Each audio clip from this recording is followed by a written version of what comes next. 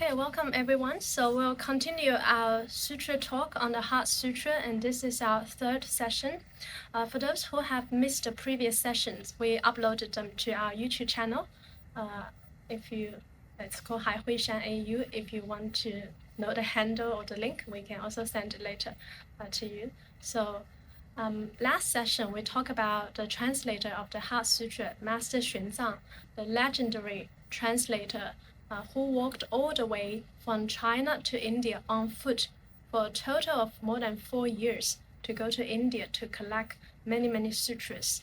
And he spent a total of 17 years in India to study and come back to China. So it was a really incredible journey. And today we're going to finally look at the text of the Heart Sutra. So I invite you to also read the Heart Sutra together. We can bring our hands together and read it. Heart Sutra. Sutra opening verse. Namo Fundamental Teacher Shakyamuni Buddha. Namo Fundamental Teacher Shakyamuni Buddha. Namo Fundamental Teacher Shakyamuni Buddha.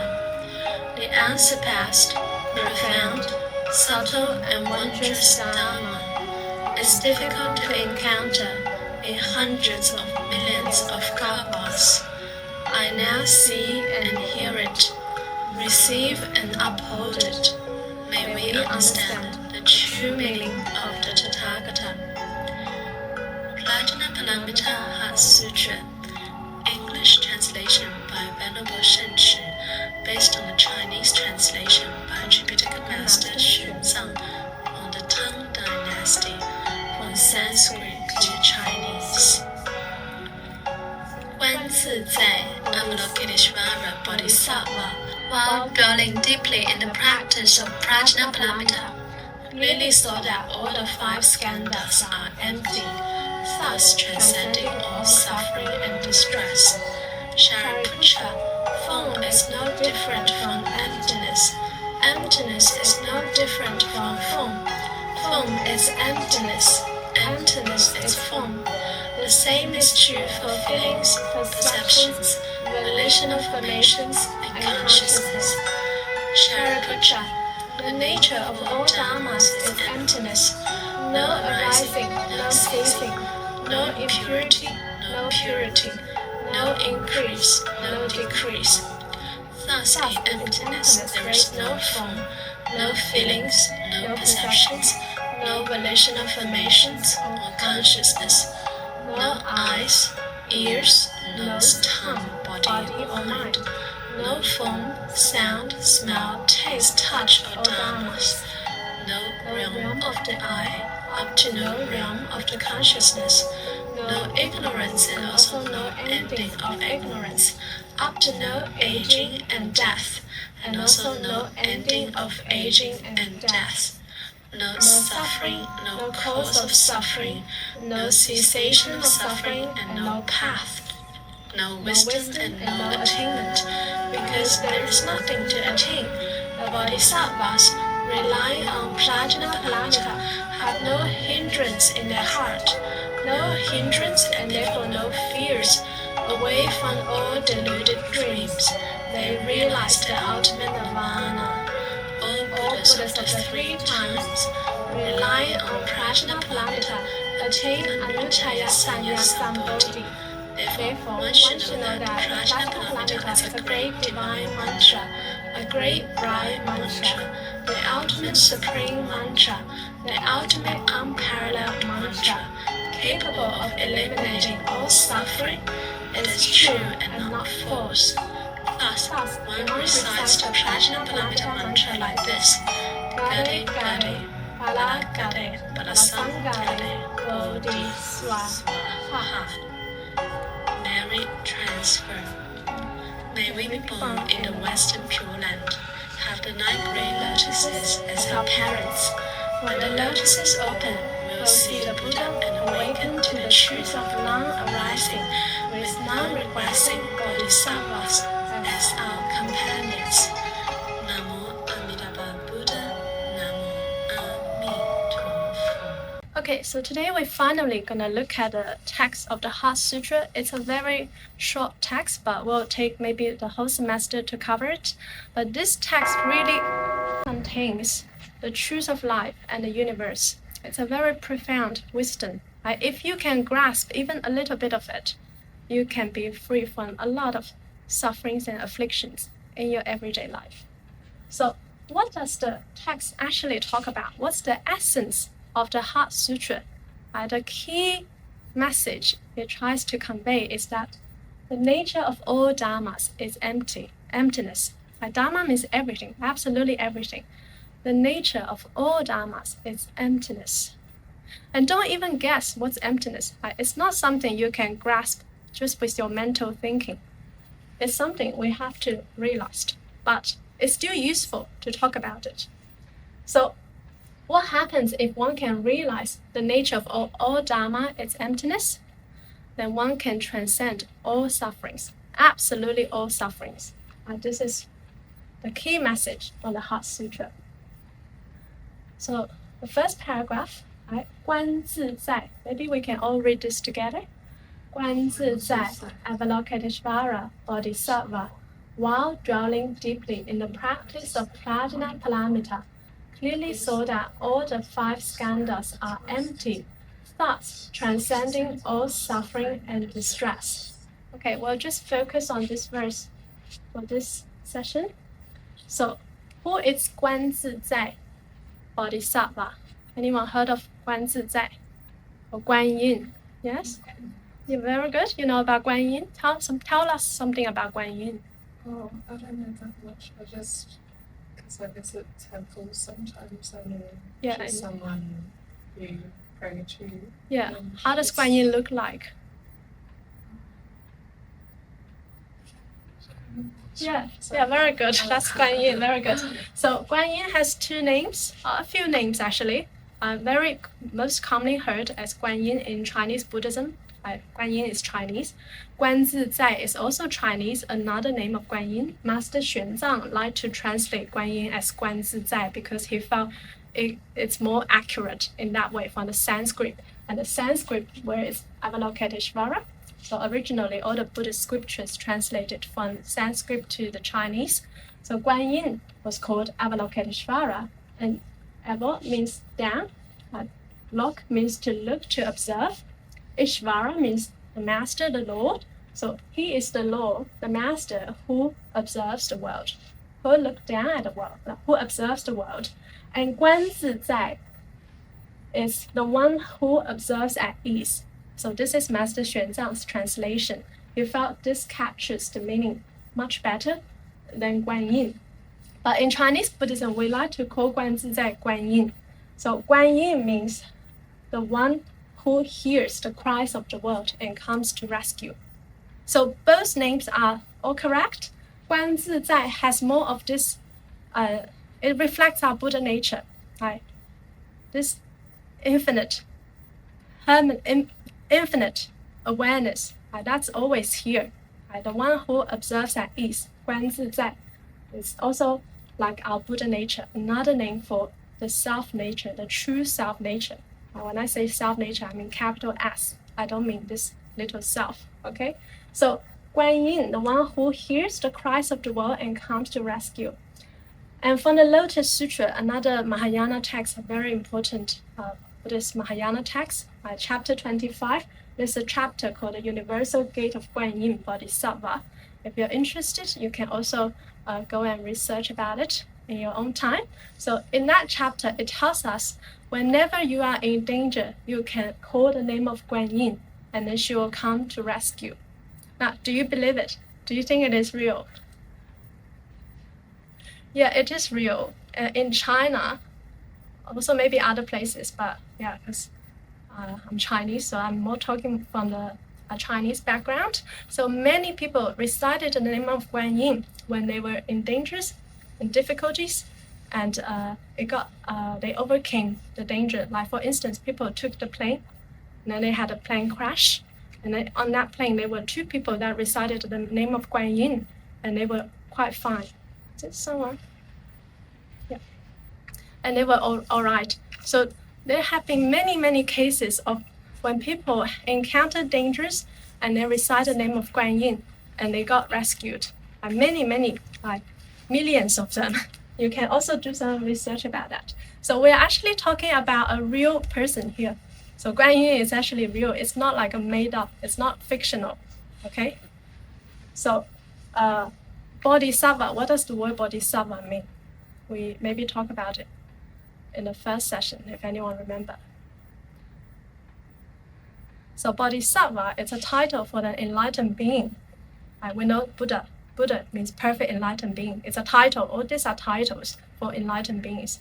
Buddha and Bodhisattvas are also enlightened beings, but less than the Buddha. Okay, Buddha, perfect enlightenment, and then Bodhisattva, a bit less, but Guan Yin is the highest stage of perfect enlightenment. Guan Yin actually used to be a Buddha, but when he came here, he lowered his status to be the Bodhisattva to assist Shakyamuni Buddha. I will talk about that in our first session.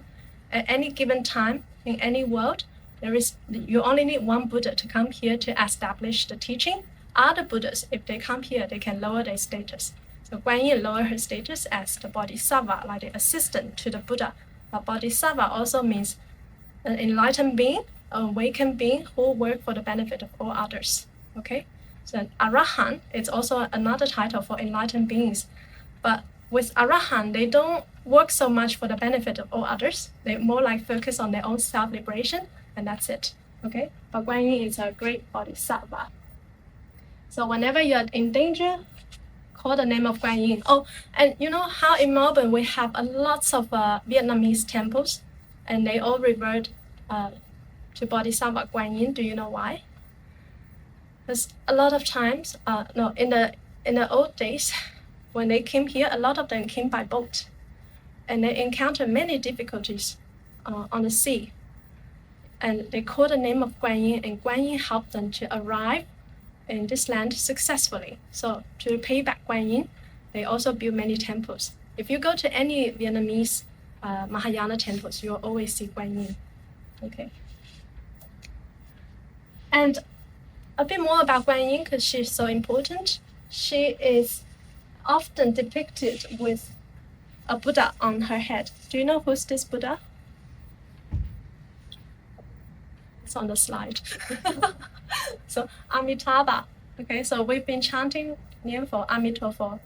Amitabha Buddha often sits on the head of Guan Yin, because her teacher was Amitabha.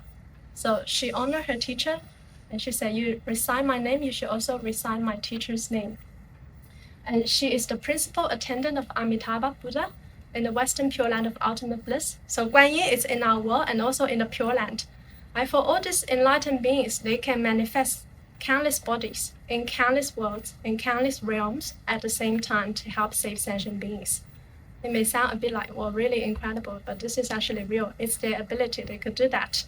And Guan Yin also helps Amitabha Buddha to guide sentient beings to the Western Pure Land of Ultimate Bliss, a world with no suffering and all bliss. So here in the Buddhist society, we practice the meditation called Nianfo, means mindfulness of Amitabha Buddha. We recite the name of Amitabha Buddha repeatedly to help us keep peace of mind in our daily life, and also at the end of your life, if you remember to recite the name of Amitabha Buddha, you will see the Buddha to come to receive you to his Pure Land. But this is actually real, and many recorded rebirth cases in China, from ancient China even till nowadays. And I also share some on my YouTube channel called Pure Land Buddhism. If you're interested, you can also have a look after. Okay, so Guan Yin, again, a real being. And there's a famous manifestation of Guan Yin in China called Princess Miao Shan. She used to be a princess in ancient China, but she wasn't interested in being a princess. She just wanted to cultivate, to practice Buddhism, to realize Buddhahood, to realize enlightenment. She ran away from the palace, just like Shakyamuni Buddha. The prince got Siddhartha also renounced the royal life. So many of them, they were like that. And then the father was so furious. The father burned down the temple where she used to practice. But she still escaped to the mountain. And when the father grew old, he had a sickness. And someone told him, your sickness can only be cured if your daughter is willing to sacrifice her eyes to you, to mix the eyes with the medicine, like some kind of weird medicine to cure the father's illness. So the father has 3 daughters. So Miao Shan ran away, and the 2 other daughters didn't want to, take out their eyes for the fathers. And after that, Miao Shan heard about this, and then she came back, and then she said, I could sacrifice my eyes for you.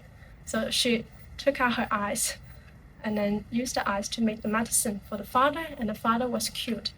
And she realized enlightenment. And this was one of her manifestations in China. When we say manifestation of the Buddhas and Bodhisattvas, we mean it's like their performance. They come here as actors and actresses to show us this is actually real. But in fact, long time ago, they had already realized Buddhahood. Like Shakyamuni Buddha, long time ago, from the Lotus Sutra, he had already realized Buddhahood. But he just come here to perform to you again, to be like the Prince Siddhartha, to renounce and then to realize enlightenment. In fact, a long time ago, he had already realized enlightenment, but he just came here to show you, you have the potential, you have the ability. Okay, any questions before we move on? Okay. So just a bit more information. Guanyin and Da Shizhi Bodhisattva, another Bodhisattva called Great Strength, and Amitabha, they're called the 3 sages of the Western Pure Land, and they all help deliver ascension beings to the Pure Land. Okay, so the second line, Guan Zizai Bodhisattva, while dwelling deeply in the practice of Prajnaparamita. Anyone remember what's Prajnaparamita? We talked about it in our first session when I explained the title of the sutra. What's prajna? You can cheat. It's on the slide. What's Prajnaparamita? So prajna, from the Sanskrit word, means transcendent wisdom. Okay? It's not just normal wisdom. Well, if we say prajna, it has to say great wisdom or transcendent wisdom. Paramita is to arrive on the other shore. Okay? So the shore of nirvana. Now where are we? We are in the sea of suffering. So paramita, this helps you to arrive on the shore of nirvana. How we can arrive on the shore of nirvana? By the way, anyone knows what nirvana means? Nirvana means extinction of fires, extinction of all afflictions. Okay, so enlightenment. So how we can arrive is through prajna. Through this transcendent wisdom, we can arrive at the shore of liberation. So, but, okay, this is a bit, maybe a bit difficult to grasp. But once you really arrive at the shore, you realize, there is no shore to arrive. It's like once you're enlightened, once you are in the stage of no attachment and no separation, you see everyone also as a Buddha. You see their Buddha nature. Does that make sense?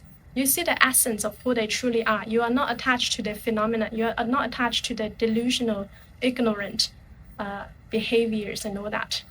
So the word enlightenment is only used in contrary to delusion, to ignorance. Right? When you are really enlightened, you are also not being attached to, I'm so enlightened, and you're still ignorant. This is clearly you're not enlightened. Does that make sense? So maybe some gurus, some masters in the world, they say they're enlightened. We have to be very careful of that. If you're enlightened, who is this self that attached to the so-called state of enlightenment? Okay? For someone who is like really enlightened, they should be really, really humble. Right? They see everyone as the Buddha nature. They see the Buddha nature of all beings. Okay. So one shouldn't also be attached to the state of enlightenment once one has arrived. So once you arrive at the other shore, you're liberated. Right? There's also no attachment to this state. An arahant doesn't think he's an arahant. A bodhisattva doesn't think he's a bodhisattva.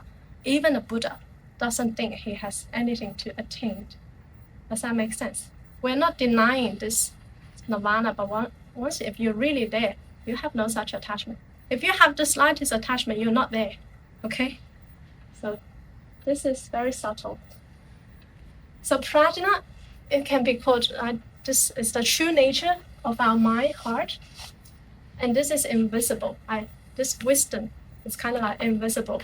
So everything arises from it. The true nature of the heart and mind. Everything arises from the mind and the heart. But you cannot really grasp, where exactly is our mind, our heart? Who actually generate all these thoughts all the time, every moment? Can you find where it is? No, you can't find it. This is invisible. So there are 3 levels of prajna. One is the textual prajna. Textual prajna is like wisdom expressed through words. This is not a true prajna, but it can be called by some kind of prajna. Before you find the treasure, you got a map. The map is some kind of important. It's kind of important. And then it's the contemplative prajna. It's the wisdom that realized through observations, through meditation. And then there's the ultimate prajna. It's just wisdom that realized the true nature of the reality. This is like, first you maybe have to study the textual prajna, and then you have to practice, and then eventually you realize, okay. So while dwelling deeply in the practice of prajna paramita, why don't you think Master Xuanzang translate this directly to dwelling deeply in the practice of transcendent wisdom? Why we don't just use great wisdom, transcendent wisdom? Because the word is too profound. The meaning is too profound. If we just say while dwelling deeply in the practice of great wisdom, we may not feel so much. But this is actually talking about the indescribable state of nirvana. So you cannot just lower it down to just plain English words. Okay, so we still respect it and we keep the Sanskrit word. So dwelling deeply means, she is always like that in every moment. In the practice of prajna paramita, what's this prajna paramita? In every moment, she knows her own mind, and also she sees the true nature of the reality. Every moment, she is deeply embodied in this true nature. Right? Remember, all dharmas is emptiness. The nature of all dharmas is emptiness. In every moment, she could see that. There isn't a moment she is deluded or ignorant. So it's called dwelling deeply. She has this deep practice. At the moment, we are very delusional. We don't understand our own mind, and we don't understand the true nature of the reality. That's why you got afflicted, suffered in your daily life. Right? If you can be like Guan Yin, dwelling deeply, or dwelling maybe not so deeply, even a little bit in the practice of prajna paramita, then you can transcend a lot of sufferings in your daily life. Okay, so Arahant, also another title for enlightened beings, but he's more focused on self-liberation. Arahant, they may not know anything about the world because they're focusing on their self-practice and self-liberation, but at least there's one thing they know about their mind. They're always aware. Right? They are also free from all sufferings because they have no attachment. Why we suffered in our everyday life? Why? Attachment, very good. You're attached to things which are actually unreal, emptiness in nature. 6 parameters. Okay, maybe just talk a little bit about that. So the 6 parameters, the 6 professions of the Bodhisattva practice, right? Prajna paramita. Remember? Paramita, okay? To the other shore. How to the other shore? Let's break it down to the practice we can actually implement in our daily life. And first is giving, dana. And the dana is the Sanskrit word. So giving helps us to do what? To cultivate generosity, and giving helps us to do what? Why we should practice giving and generosity? Why shouldn't we be selfish?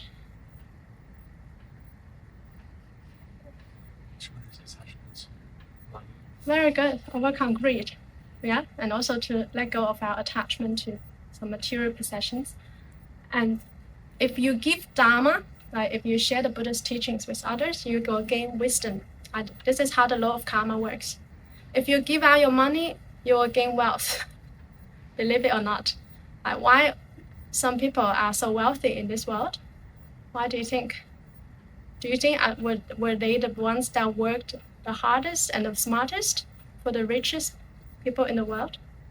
Are they? No, but why them? Why Elon Musk? Why, Jack Ma? Why them? Maybe they're not even the smartest, and maybe they did not work like the hardest. Why?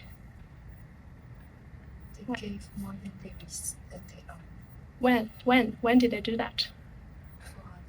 Yeah, but when did they give? Yeah. In the past. Yeah, exactly. In the past lives. It's not just this life. So why Buddhism is very comprehensive. The law of karma applies 3 out of 3 lifetimes, past, present, and future. Okay, those people who they were born in really wealthy family, they have a lot of wealth in this world. It's not a coincidence. We're talking about at birth. There's a difference. Okay, at birth, people they were born in really wealthy, prestigious family, and they never had to worry about money or anything in their life, in their entire life. They don't have to work for money at all. Why? Because in the past they cultivated generosity. If you feel you're a bit struggling financially, remember to practice generosity. And you may be like, but I don't have money. How can I give? Do you have $1? You have $1, you can still practice generosity. Okay, it's more about the intention. It's not so much about how much, but it's still intention. Do you have the intention to share with others? The more you share, the more you will gain. Okay. So 3 types of giving. One is the giving of wealth. Second is giving of wisdom, knowledge. Third is the giving called fearless giving. Fearless giving is like if you see someone who is sick and you take care of them or you give medicine to them. How the law of karma works is in turn you will also gain a good health. Okay. Yes. And second is the precepts, morality, discipline. Why do you think we need some kind of discipline, morality in our daily life? It can help us overcome what? Yeah, like a lot of afflictions and laziness, yes. Okay. Like if you don't hand in your assignment on time, you're going to be so stressed. And third is patience, forbearance. It helps us overcome anger. If you're someone who gets anger or triggered easily, you need to cultivate more patience. How you can cultivate more patience? Namo Amituofo. By being aware of anger comes, okay, let me transform this to Amituofo, to mindfulness. Diligence, overcome laziness. Meditative concentration, overcome scattered mind. And that's why we should meditate often, particularly during this age, where there's social media, so many distractions all the time. It's difficult for us to focus. If you want to do anything successful in your life, you need focus. You need concentration. So meditation is very crucial. And once you do that, 1, 2, 3, 4, 5, then that's how you can activate this original wisdom that's within you already. Through concentration, give rise to wisdom. Okay, while she dwelling deeply in the practice of prajna paramita, she clearly saw that all the 5 skandhas are empty, thus transcending all suffering and distress. Okay, this is very important. Coming to the important part of today's session. So the 5 skandhas, what are the 5 skandhas? Skandha is from the Sanskrit word, it means aggregates. Aggregates, it means coming together. The 5 skandhas constitutes our human experience every day. So what are the 5 skandhas? First is the form. Everything you see with your physical eyes is called a form. Okay, everything. And second is the feelings. Third, perceptions. Fourth, volitional formations. Fifth, consciousness. So the first is the physical, and all the rest of the 4 are mental.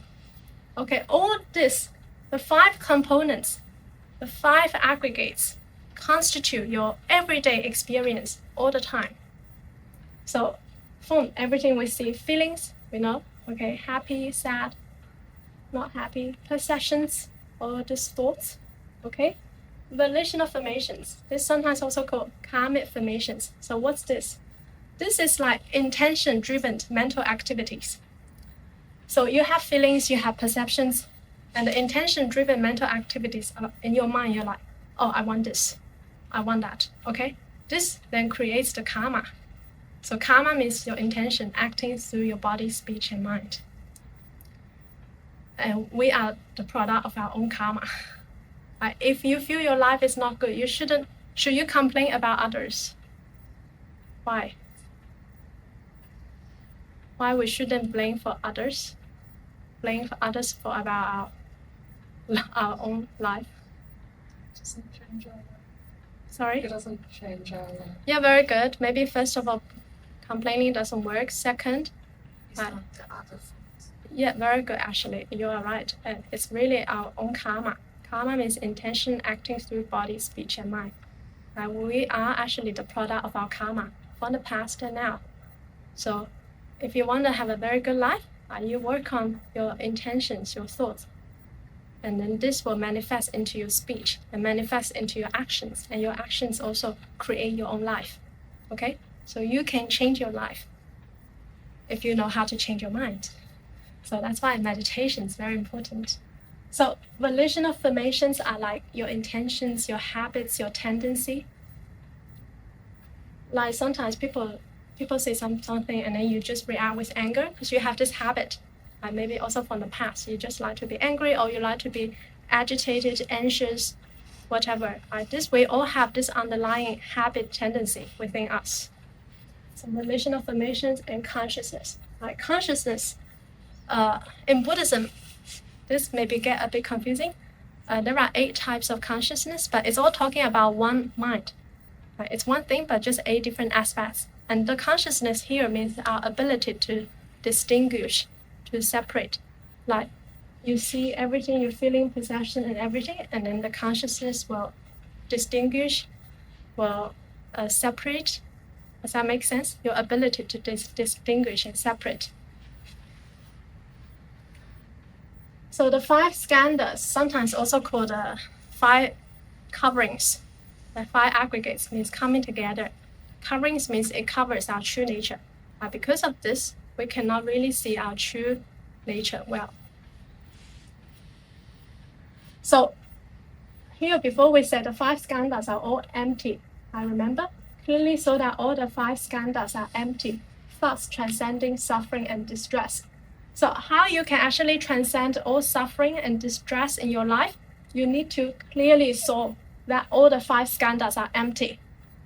So you need to see through the nature of emptiness in all the 5 skandhas, in all the forms, feelings, perceptions, volitional formations, and consciousness. If you can't see through, you don't know that they are all empty, you're going to suffer. Okay? So what's emptiness? Anyone? You're going to hear a lot if you're studying Mahayana Buddhism. Emptiness, it's the word you'll hear a lot. Impermanent? You want to say something? Like there's no essence. Yeah, very good. It's empty of inherent existence, right? Which means there is no permanent, fixed self-nature that attached to anything. Right? Everything arises due to causes and conditions. It's constantly changing. So let's look at this. Are the forms empty of inherent existence? Why? Whatever you see. Yeah. Yeah, they're always constantly changing, right? Can you think of anything that's unchanged in this world? Very good. That's very smart, actually. So are feelings empty of inherent existence? Yes? So if they're empty, which means they're constantly changing, they're not permanent, there's no permanent fixed nature attached to them, what should you do if you feel angry next time? How should you deal with your feelings if you know that they're empty? Don't react, don't be too attached. Okay, but you have this underlying habit, you just like to be attached. So that's why you need the meditation. Okay, sometimes it's easier, we understand it in theory, but we can't really embody it in our daily life because we lack the practice. Does that make sense? Because our underlying program in our mind is so strong. Right? So feelings empty, okay, so it shouldn't be too attached next time. You're sad, it's okay. It's not permanent. You are angry, it's not permanent. Too happy, also no need, not permanent. So, perceptions. Are your perceptions empty? Yes, why? And we should be really quick here. Yeah, very good. They're changing all the time. Think of how many perceptions, thoughts you have every day, right? Millions of them. You can't even remember. So don't be too attached. You know, what's the bit of problem with maybe modern day psychology? Maybe I shouldn't say that. But it's sometimes they analyze too much on the perceptions, on the feelings. You know, they analyze which are actually illusions in essence, empty of inherent existence. And then if you analyze this, what will you get? What will you get? What's your result? Yeah, attachment, and also you just gain more illusions because they are unreal in the first place. Whereas Buddhism is like you just don't be attached. Don't need to analyze your dreams too much. Right? Well, your dream only shows just some maybe your underlying habits and all this. Right? But what we should clearly see, empty of inherent existence. Okay? So volitional formations, also intention-driven mental activities. So your intention, your habits, all this also empty. Although to say they're empty, it's not easy to transcend because we are a product of our own habit. So that's why you need a lot of meditation. Right? Emptiness is a theory that's maybe not too difficult to understand, but it's actually very difficult to embody in every moment of your life. Okay, consciousness, the ability to distinguish, to separate, oh, I like this, and blah, blah, blah, also empty. Okay. How about, yeah, you want to say something? How about like love and relationships? Empty or not? Yes. Why? Change all the time, right? Next time, if you know someone break up with you, empty of inherent existence. So don't be too sad, because people change often. Yeah, they can be like, I love you today, tomorrow, who knows, right? But what does that mean? There's no true love? What's true love actually? How do you define the word true? Unconditional, unchanged. Okay, how can you actually have true love or experience true love in this world, which everyone craves? Okay, can you attain love from outside? Can you? Yeah. Self-love. Yeah, love is actually a state of being. Right? True love is it's unconditional. It's compassion. Okay, that's the love of the Buddhas and Bodhisattvas to all sentient beings. They have unconditional true love for all of us. They're always here to help us, to try to save us from all sufferings in life. This is true love. Not this everyday, this kind of a love relationship, drama, breakup. This is what's called fake illusions. So don't be too attached to illusions. But I don't mean that you can't go out and have a relationship. You can, have as many as you like. But just don't be too attached. If you're too attached, you're going to suffer. Okay? Yes. If you are someone with very good cultivation, with very good mindfulness and meditation, you will experience true love already, because it's a state of being. It's not something you can gain from other parties. Remember that, okay? If you think, oh, I can only have true love when I, see someone, meet someone, no, you will always be disappointed. Okay, so can enjoy but no attachment. Very difficult to say that. It's easier said than done. Yeah. So we say true emptiness, wondrous existence. So when we say empty, we don't mean we deny anything in this world. We don't deny that. Buddhism does not deny anything. Maybe sometimes when people read the Heart Sutra, they don't understand. They say, oh, this, no. It's not to deny it. It's just to say, don't be attached, because they're empty of inherent existence. They are called illusory existence, illusions. Okay? A very famous quote from the Diamond Sutra.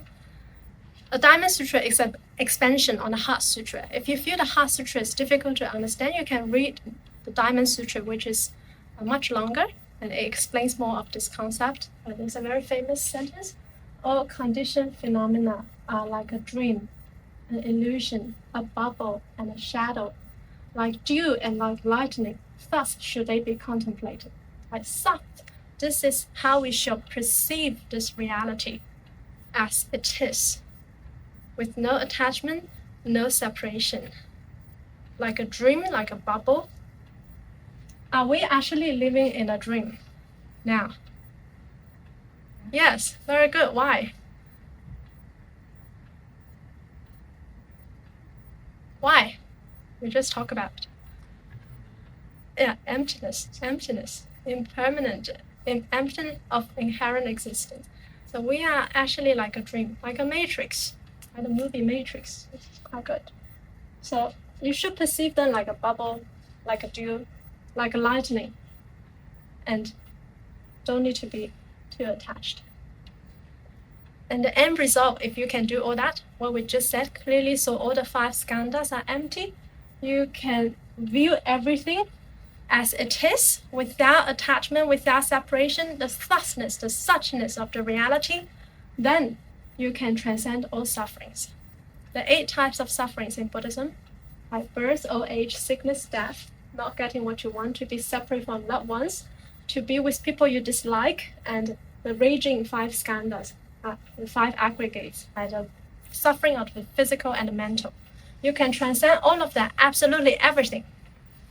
Also, even hardships, like external sufferings, like emotion, mental, physical distress arise. If you say your house got burned down, if you can perceive it as it is, without too much attachment, you won't suffer. But this is maybe a little bit extreme for some people. But this is the mind of enlightened beings. Right? If their house burned down, an enlightened being won't suffer, because he has no attachment. He clearly saw that the house is empty of inherent existence. But for us, we cannot maybe, because we're not there yet. We haven't really realized.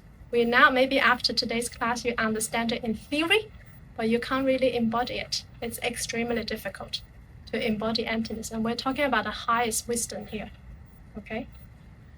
Easier said than done. You can transcend even the fear of death if you can clearly see all the 5 skandhas are empty. Right? If you cannot attach to your physical body so much. Very difficult. Who think you cannot be attached to your physical body? Raise your hand. So we actually can't. That's why the Buddha has another easy path. That's why we practice the Amitabha recitation here, the Nianfo meditation. So to attain enlightenment, 2 paths, okay? Many paths, but 2 paths. One is the difficult path, is you realize emptiness by your own self-effort. You can actually get rid of all attachment and separation. Almost impossible for most beings. Second, the easy path is to rely on Amitabha Buddha's vow to receive us to his Pure Land, right? To change the environment of your practice. And there you will constantly be under the guidance of Buddhas and Bodhisattvas. After you migrate to the Pure Land at the end of the life, then at the Pure Land you can realize nirvana easily. Okay? This world very difficult, because this world is not ideal for our cultivation. Everything in this world, it's like trying to trigger us more of the anger, greed, and ignorance. We are in the desire realm, in the 6 realms of reincarnation. Okay, so next session we're gonna keep looking at the text. Any questions before we finish? Okay, so thank you very much. Namo Amitabha Buddha, Namo Amituofo, Namo Guanxin菩萨.